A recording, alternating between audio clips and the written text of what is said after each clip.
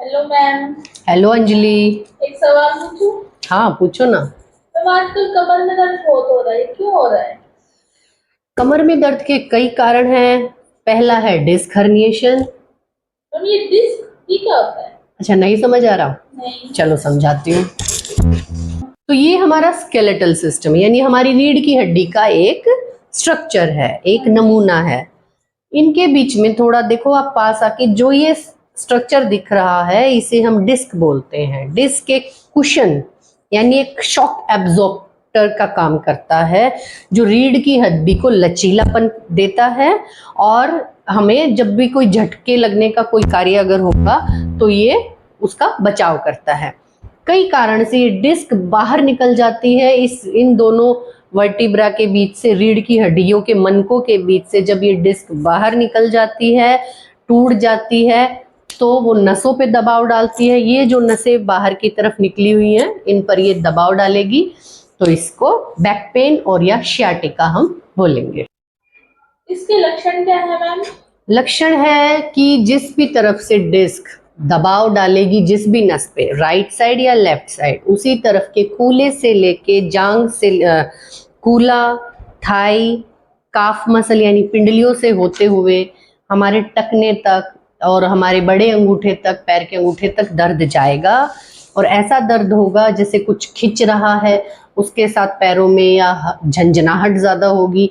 अगर हमारी जो डिस्क है वो गर्दन के हिस्से से निकली है तो उसे सर्वाइकल स्पॉन्डिलोसिस बोलते हैं, और अगर वो डिस्क हमारी कमर के नीचे के हिस्से से निकली है तो उसे हम शियाटिका या डिस्क हर्निएशन या लंबर स्टेनोसिस बोलते हैं। ज़्यादा झुक नहीं पाएगा, झुकते हुए उसे बहुत ही ज़्यादा डिफ़िकल्टी महसूस होगी।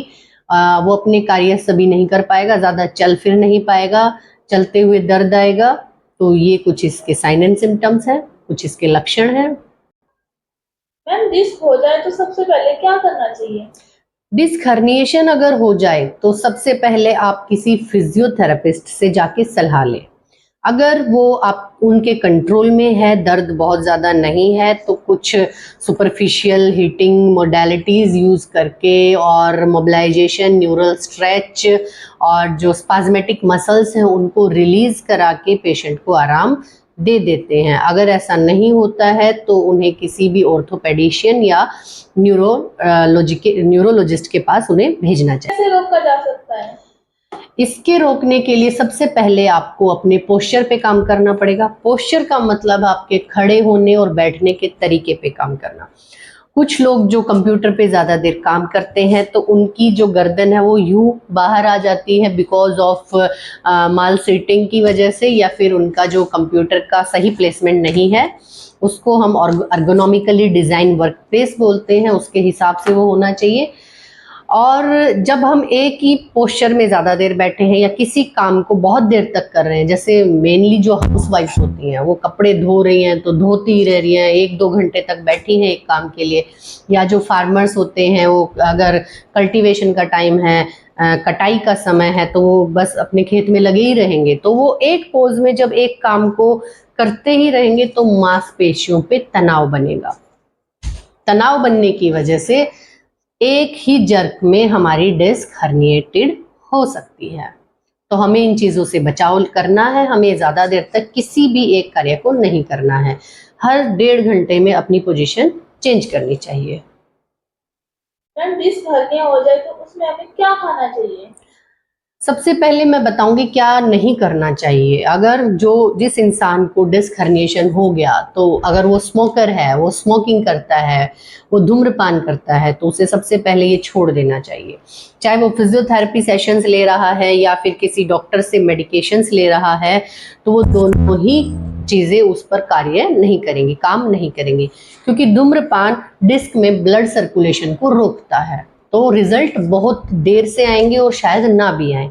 तो सबसे पहले है धूम्रपान नहीं करना है। खाना क्या है? आपको कैल्शियम और मैग्नीशियम रिच फूड खाना है। कैल्शियम में जैसे कि विटामिन D3 की चीज़ें, जैसे कि हमारा हो गया अलसी, अखरोट, मछली, अंडे, पनीर, दूध, और आजकल मैं ज़्यादा रिकमेंडेशन देती हूँ इस चीज़ की, मोरिंगा या सहजन, उसके कुछ पत्ते ज़रूर खाना चाहिए। दूसरा है कि हमें फाइबर युक्त भोजन करना चाहिए, और हाँ, सबसे ज़रूरी है पानी पीना चाहिए। जितना आप पानी पिएंगे डिस्क हाइड्रेटेड रहेगी और उसके निकलने के चांसेस कम होंगे। मैम आप कुछ कहना चाहेंगे? मैं यही कहना चाहूँगी कि जब भी आपको ऐसी कोई समस्या से आप जूझ रहे हैं जिसमें कमर दर्द में अगर किसी भी दवाई से आपको कोई फ़ायदा नहीं लग रहा है, तो मैं बताना चाहूँगी कि दवाइयाँ आपके दर्द को कम करेंगी। डिस्क हर्निएशन में इसका इफ़ेक्ट बहुत कम होगा, क्योंकि दवाइयाँ हमारे लक्षण को मिटाएंगी, लेकिन रूट कोज़ के लिए आपको किसी न किसी फिजियोथेरेपिस्ट के पास जाना ही पड़ेगा। तो आप लोग फिजियोथेरेपिस्ट के पास जाइए और अपना इलाज कराइए। बने रहिएगा हमारे साथ और हमारे YouTube चैनल को सब्सक्राइब कीजिएगा। Thank you so much.